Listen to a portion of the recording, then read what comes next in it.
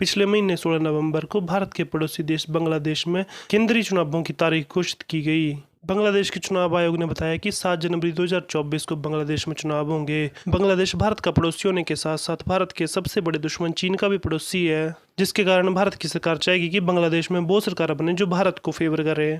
इसलिए भारत और चीन दोनों बांग्लादेश के चुनावों में इंटरेस्ट लेते हैं। अब अगर हम बात करें बांग्लादेश के इलेक्शन की, तो इसमें मेन टक्कर दो लोगों के बीच है।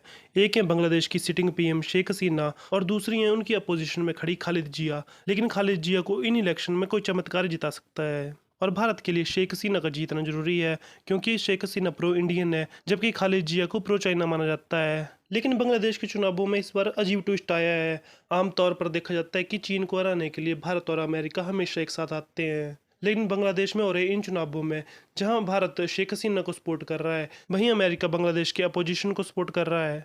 यहाँ किसी को ये बात समझ नहीं आ रही कि अमेरिका शेख हसीना से इतनी नफरत क्यों कर रहा है। अमेरिका का कहना है कि शेख हसीना इलेक्शन में मैनिपुलेशन करती है और चुनावों में धांधली करके इलेक्शन जीतती है। और अमेरिका को ये बात बताई किसने है? तो अमेरिका को ये बात बताई है बांग्लादेश के विपक्ष ने।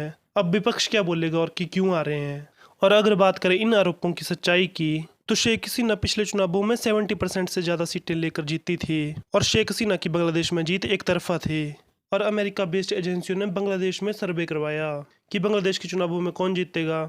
इसमें शेख हसीना की अप्रूवल रेटिंग 80% से ज़्यादा थी, जबकि जो बाइडन की खुद की अप्रूवल रेट 50% से कम है।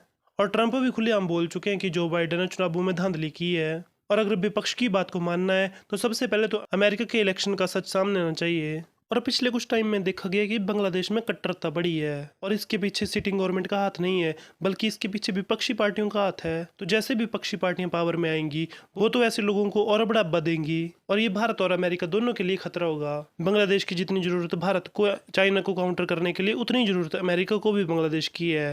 एट द एंड अमेरिका को चाइना को काउंटर करना है। इसके अलावा ऐसी खबरें सुनने में आ रही हैं कि बांग्लादेश की खालिद जिया की पार्टी बीएनपी ने भारत को संदेश भेजा है कि वो अब से भारत विरोधी काम नहीं करेंगे। भारत इसके बदले ये सुनिश्चित करे कि बांग्लादेश में चुनावों में धांधली न हो।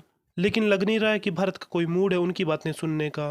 खालिद जिया 1991 से लेकर 1996 तक सत्ता में रही, जिसके बाद 1996 से 2001 तक शेख हसीना पावर में रही, जिसके बाद 1996 से 2001 तक शेख हसीना पावर में रही। लेकिन 2001 में फिर से जिया पावर में आ गई और 2006 तक वो पावर में रही। लेकिन उसके बाद से शेख हसीना 2008 से आज तक पावर में है। इसके अलावा खालिद जिया का आरोप है कि शेख हसीना एक ऐसा बिल लेके आई है जिसमें पुलिस किसी भी व्यक्ति को पकड़ सकती है। अगर सरकार को किसी पर शक होता है तो वो उसके घर में घुसकर तलाशी ले सकते हैं। वैसे तो इस नियम में कोई खराबी है नहीं, लेकिन विपक्ष का कहना है कि ये नियम गलत टाइम पर लाया गया है। इसलिए बांग्लादेश का विपक्ष आरोप लगा रहा है कि चुनावों में निष्पक्षता नहीं है। बाकी कौन सच बोल रहा है कौन झूठ बोल रहा है ये तो हम नहीं जानते। लेकिन अपनी बात करें तो मेरे हिसाब से तो इन चुनावों में शेख हसीना एक तरफा जीतेंगी। बाकी तो आई होप आपको वीडियो अच्छा लगा होगा। वीडियो देखने के लिए धन्यवाद।